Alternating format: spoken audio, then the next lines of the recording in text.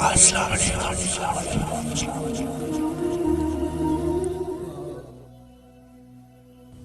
قصہ ایک طلاق یافتہ عورت کا۔ میں شادی کی محفلوں میں شریک ہونے کی بڑی شوقین تھی، جبکہ میرا شوہر بہت دیندار تھا۔ ہمیشہ مجھے اطلاعات سے بچنے کی تائید کرتا تھا۔ ایک روز میں شادی کی محفل میں گئی۔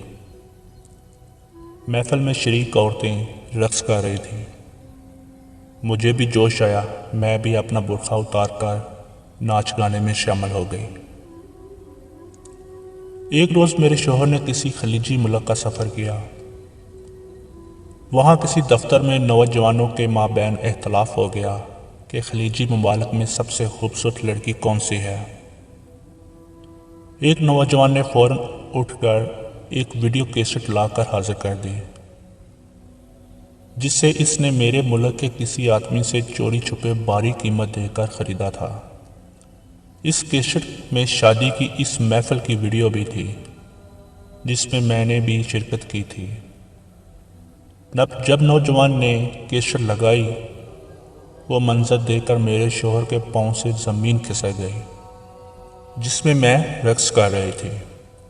میرا شوہر اندر ہی اندر آگ بگولا ہو رہا تھا۔ اس کی آتش گیس اور غضب تیز سے تیز تر ہو رہی تھی۔ وہ فوراً سفر کے دیگر کاموں کو ملتوی کر کے واپس اپنے وطن آ گیا۔ گھر پہنچے تو میرے اور اس کے درمیان زبردست جھگڑا ہوا۔ ہم دونوں کے درمیان جنگ چھڑ گئی، اور میرا انجام بھی وہی ہوا جو کسی عورت کے لیے سب سے زیادہ تکلیف دہ ہوتا ہے۔ اب میں متعلقہ ہوں، میری زندگی عذاب سے گزر رہی ہے۔ شقاوت بدبختی نے مجھے رسوائی اور بدنامی سے دوچار کر دیا۔